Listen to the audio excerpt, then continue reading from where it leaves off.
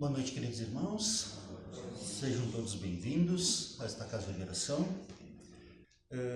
Se vocês me permitem, eu recebi uma mensagem de um amigo e eu gostaria de utilizar ela como nossa oração inicial. Então eu convido a todos, neste momento, para levemente fecharmos nossos olhos, acalmar o nosso coração, a nossa mente e imaginar uma luz que desce dos céus, iluminando todo o nosso corpo. E escutar as palavras que Deus nos ajuda a refletir, que abençoe a minha vida, a minha família e os meus amigos com fé e gratidão. As manhãs são momentos preciosos de renovação, onde o primeiro pensamento do dia pode definir o tom das próximas horas. Começar com gratidão e fé é um convite para cultivar uma mentalidade positiva que reconhece as bênçãos recebidas e confia no caminho que está por vir. Em tempos de desafios e incertezas, ter esta postura, logo ao acordar, nos ajuda a encontrar esperança e motivação para enfrentar qualquer circunstância. Com um simples bom dia, podemos mudar a vida das pessoas. Seja cordial e teremos sempre um dia abençoado. E que assim seja. Uma boa palestra. Que a infinita misericórdia de Deus e de Jesus nos envolva a todos, hoje e sempre.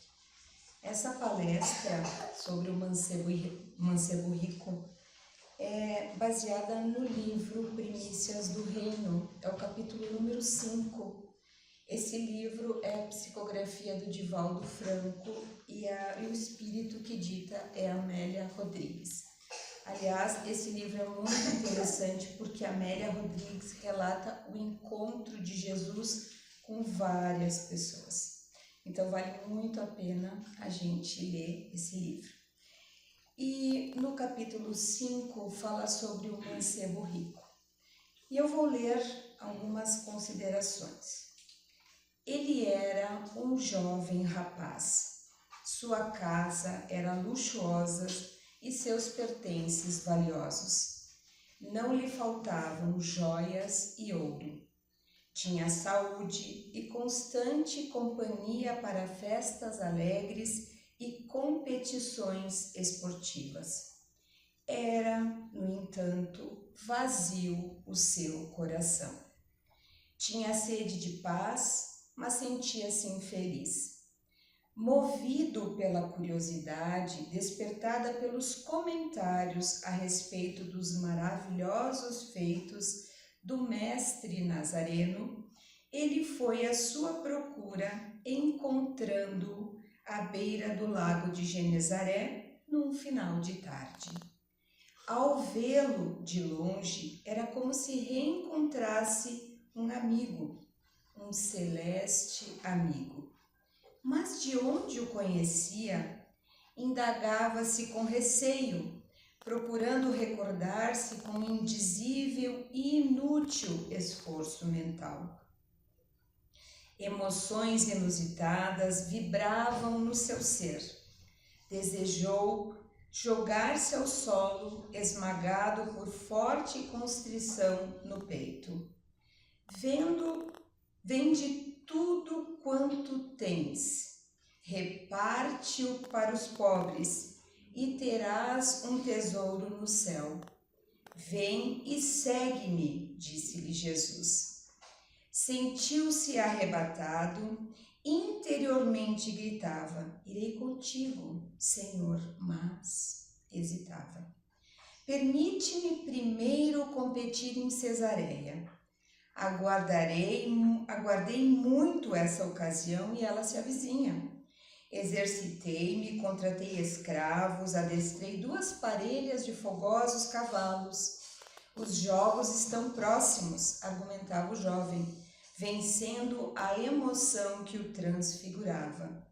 Renuncia e segue-me, disse-lhe o mestre. Não há tempo a perder. Quem era ele que assim falava? Que poder exercia sobre sua vontade? O moço estava perturbado. Em verdade, não receava dar o que possuía, joias, ouros, títulos. Porém, a fortuna da juventude, os tesouros vibrantes da vaidade atendida e dos caprichos sustentados, as honras da família resguardadas pela tradição, os bajuladores. Seria necessário renunciar mesmo a tudo isso? Indagava-se inquieto. Sim, respondeu-lhe os olhos fulgurantes de Jesus. Subitamente, acionado por estranho vigor, fitou o Messias e balbuciou com voz apagada: não posso seguir-te agora, perdoa-me. E saiu quase a correr. Uma semana depois, nos festins de Cesareia, em uma manobra menos feliz, um carro de corrida vira e um corpo tomba na arena, despedaçado pelas patas velozes em disparada. O moço rico sente as entranhas abertas, suor e sangue correm-lhe o corpo. Entre as névoas que lhe sombreiam os olhos, parece ver o mestre Nazareno e tem a inebriante impressão de escutá-lo. Renuncia a ti mesmo, vem e segue-me. Então, essa história contada por Amélia Rodrigues no livro Primícias do Reino nos fala o relato do mancebo rico, que é um jovem rico com Jesus. Imaginemos a alegria de estar diante do mestre. E ele tinha tanto ouro, tantas riquezas, tantas bênçãos materiais, tantas joias, tudo que o dinheiro poderia comprar, uma casa confortável, escravos, mas ele não se sentia feliz. Algo dentro dele não o tornava feliz. Porque o dinheiro, ele compra as coisas materiais, mas ele não compra a paz de espírito. Aliás, os recursos materiais muitas vezes são desprezados, são menosprezados por muitos de nós.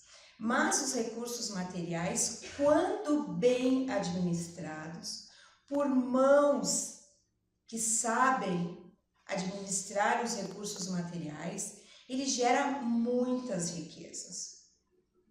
A proposta de Jesus para o mancebo rico, de fato, era que ele deixasse toda a sua riqueza material e o seguisse? Será que realmente essa era a proposta de Jesus para com ele? Ou era que ele deixasse de fazer tanto jus aos recursos materiais e que olhasse para o lado espiritual? E Jesus faz a proposta, eles um diante do outro, e ele maravilhado com aquele homem que o atraía, e ele não sabia dizer por quê, que parecia que ele o conhecia. E ele tentava lembrar da memória, de onde ele conhecia aquela pessoa. Com certeza, ele o conhecia de outras existências.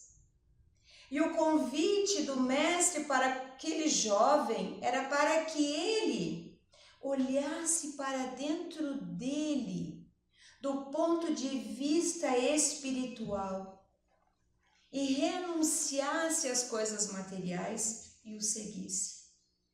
Renuncie e segue-me.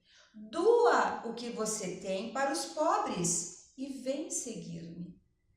Mas ele ficou tocado com o convite de Jesus? Sim, claro que sim. Mas a conjunção, mas, eu quero seguir-te, mas eu tenho compromisso, eu estou me preparando para a competição, eu me organizei, eu comprei cavalos, eu treinei, eu preciso competir em Cesareia.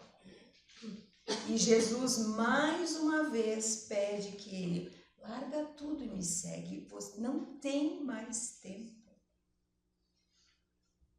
E o jovem diante do mestre, o que ele faz? Não, eu não posso. E saiu.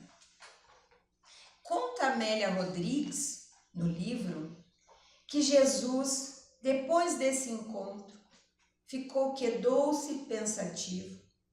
E quando os discípulos chegaram perto dele, Jesus, entristecido, disse: é muito difícil que um rico entre no reino dos céus. Passados alguns dias, o mancebo rico vai até Cesareia e vai à competição. Mas uma fatalidade acontece e ele desencarna. E no momento do desencarne, com aquele corpo ensanguentado, naquela situação do acidente, ele, elevoado, vê a figura de Jesus, que diz: renuncia a tudo e segue-me. Quando Jesus falou para ele, na ocasião do encontro, que não havia tempo, é porque Jesus sabia que o rapaz iria desencarnar. Jesus sabia, conhecia o rapaz. E ele o convidou à reflexão naquele momento, que ele não desse tanta atenção aos recursos materiais. Que ele olhasse para dentro dele naquele momento, porque ele não tinha mais tempo.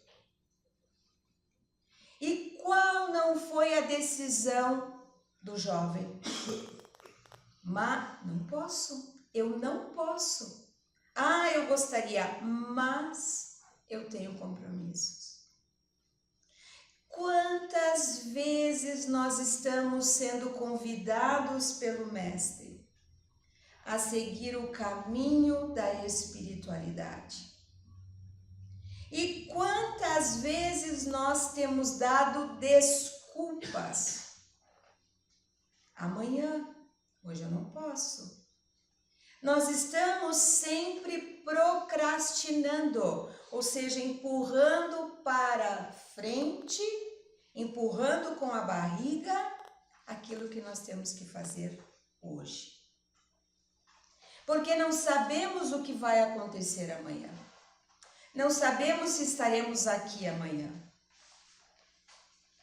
Porque uma certeza todos nós temos, é a certeza da morte. E esse jovem foi chamado de retorno ao mundo espiritual. Qual a bagagem que ele levou? Quando Jesus propôs a ele que renunciasse a tudo e o seguisse, é porque ele era sabedor de que quando nós nos apegamos aos bens materiais em demasia, quando voltamos ao mundo espiritual, nós continuamos conectados à Terra. Porque o nosso compromisso é de usufruir os recursos materiais, mas não tê-los como aquilo que está tão arraigado dentro de nós, que se amanhã a gente tem que partir de volta para o mundo espiritual, a gente vai sentir saudades do carro, da casa, do corpo, das facilidades materiais. Todos os dias nós temos que nos perguntar: se agora eu partisse, qual é o nível de apego à matéria que eu tenho? Porque os recursos materiais são muito bons. Podem comprar o tratamento de saúde quando nós estamos doentes, mas não nos traz a saúde. Não é algo taxativo. A gente pode minorar a nossa dor, buscar facultativos, os recursos necessários, isso é muito importante. Isso é a lei do progresso. Mas não é o aval de que vai comprar a saúde. Não vai comprar a nossa paz.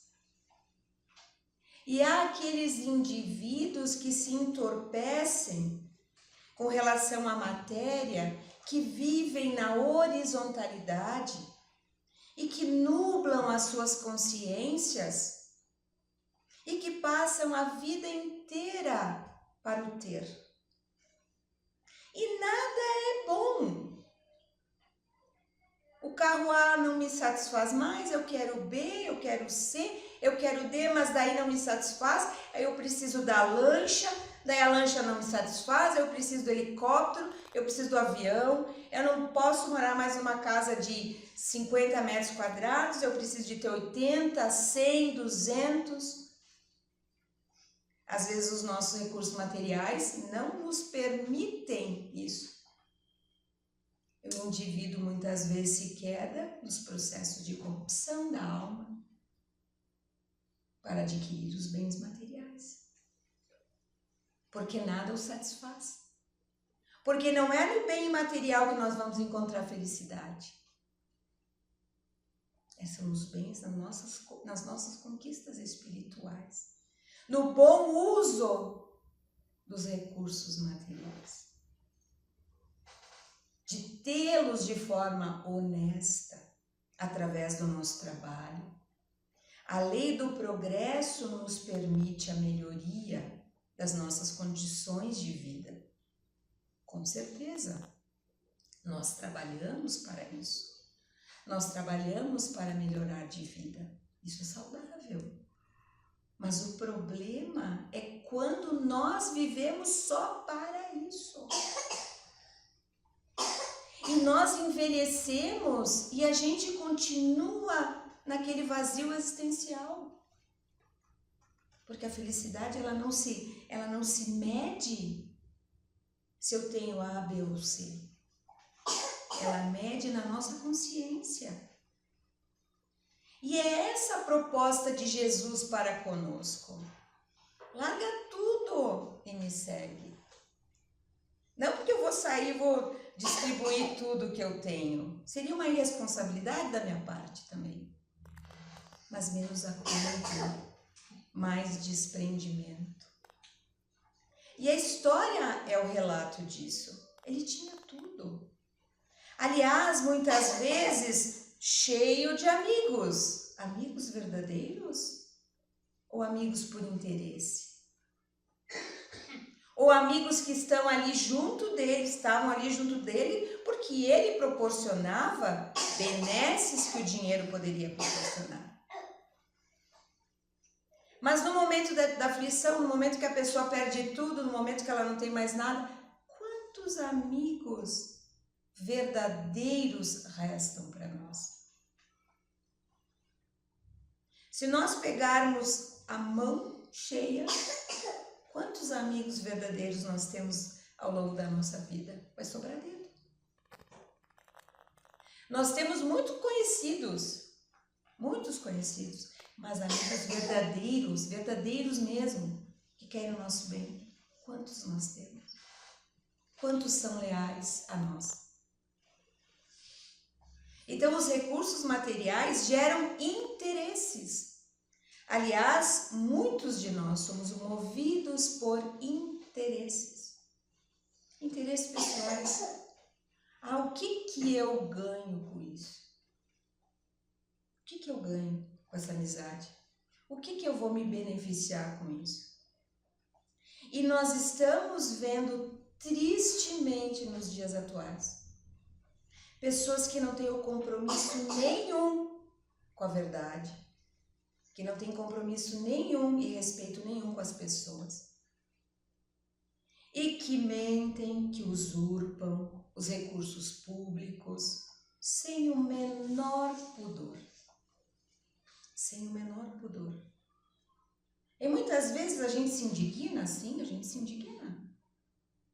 Mas nós não podemos esquecer de que a cada um segundo as suas obras.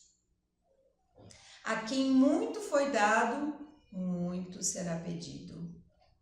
Autoridade é responsabilidade. Recursos materiais em excesso são responsabilidade. Então é essa pergunta que nós temos que fazer. Quantas conjunções a gente fala para a espiritualidade que nos convida todos os dias a essas reflexões? Quantas desculpas nós damos? Qual é o tempo que nós estamos desenvolvendo na nossa vida para realmente desenvolver o nosso lado espiritual, a nossa verticalidade? Porque as relações, elas são horizontais. Quanto tempo, de fato, nós estamos dedicando das nossas vidas para orarmos mais, para nos conectarmos mais com Deus? Quanto tempo? Quantas desculpas a gente dá? Hoje eu não posso. Eu vou sempre adiando, sempre adiando. Quantos minutos da nossa vida a gente dedica para agradecer? Para agradecer por todas as bênçãos que nós temos todos os dias. Aliás, estarmos aqui, nesse mundo de carne, estarmos aqui na Terra, é uma grande oportunidade que nós temos. E todos nós estamos aqui com um projeto de melhoria, porque ninguém reencarna para falhar. Ninguém. Nenhum de nós. Todos nós reencarnamos, voltamos a um novo corpo de carne, numa nova família, numa nova proposta educativa. E todos nós indistintamente reencarnamos com todas as ferramentas para o êxito, para a nossa melhoria. E o que a gente faz? Mas. E aí fica para amanhã, fica para depois de amanhã. E quando a gente vê, a gente diz assim, quando eu ficar mais velho, quando eu me aposentar, eu vou fazer um trabalho de benevolência. Por que eu não faço agora? Porque eu tenho que esperar me aposentar para me engajar em trabalhos em prol do próximo. Se hoje eu tenho saúde, mas eu não tenho tempo. Mas, olha a condicional, eu não tenho tempo. Vírgula. Porque tempo para um monte de bobagem a gente arruma. A gente arruma esse tempo bem rapidinho. Agora, tempo para ler um bom livro, para uma boa conversa. Por que a gente tem tanta dificuldade? Porque a gente vai sempre deixando para amanhã para seguir o Cristo. E o convite que ele faz não é só para o mancebo rico, que ele fez não só para o mancebo rico, mas ele faz todos os dias para nós. Todos os dias. Mas como, Karina? Na nossa família, no nosso trabalho, desde que a gente levanta. Todos os dias nós estamos sendo chamados. Larga tudo e segue-me. Mas não é no pé da letra, larga tudo e segue-me. Larga aquilo que não vai conduzir para uma melhoria. Larga de raiva, larga de ressentimento, larga de mágoa, larga de discussão e me segue. Porque o Evangelho é o nosso código de conduta moral. Jesus é o nosso modelo e guia. É tão claro, porque a gente faz tantas objeções. Porque a gente interpreta aquilo do jeito que a gente quer, conforme os nossos interesses. Então, o Evangelho, o convite de Jesus, é para todos nós, indistintamente. E é desde que a gente levanta 24 horas por dia. Mas como assim 24 horas por dia? Porque mesmo quando nós estamos repousando, quem tem necessidade de repousar é o nosso corpo físico. Porque o nosso espírito em desdobramento pode trabalhar na espiritualidade. Então nós temos que estar atentos 24 horas por dia, todos os dias, para os convites que nos são feitos. Então, mais evangelho e menos matéria. Mais compromisso com aquilo que a gente se comprometeu a fazer.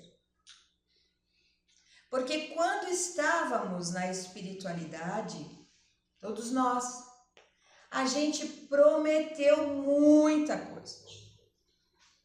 Eu vou voltar, mas eu vou fazer isso, eu vou fazer aquilo. Mas Deus é tão bom conosco que Ele diz assim, não, tu não vai conseguir cumprir tudo isso que tu quer. Vou te dar aquela família, aqueles filhos, aquela companheira, aquele companheiro, aquele chefe. É ali que tu vai desenvolver o que precisa. É ali que nós desenvolvemos. Então, bênçãos nós temos todos os dias, temos que ser gratos por cada novo dia, por cada novo amanhecer, pela família que nós temos, pelo corpo físico que nós temos, pelos recursos que nós temos. E aproveitar cada dia como se ele fosse o último, porque a gente não sabe o que vai acontecer amanhã. E na advertência de Jesus, que isso fique muito presente para todos nós, ele disse, renuncia a tudo, porque não tem mais tempo. Então, que essa história tão bonita, contada por Amélia Rodrigues, nos traga Jesus para perto de nós, nos convidando. Renuncia aquilo que não te ajuda e segue-me. Então, nesse momento, nós vamos agradecer. Agradecer a espiritualidade que está aqui conosco, nos consolando, nos esclarecendo, trazendo essa mensagem do Evangelho para todos nós. Que nós possamos olhar para dentro de nós mesmos e descobrirmos o que há de melhor, para que cada dia, quando Jesus nos convida a segui-lo, a gente sempre escolha a melhor parte. Que possamos retornar aos nossos lares, às nossas atividades, em muita paz. E que assim seja.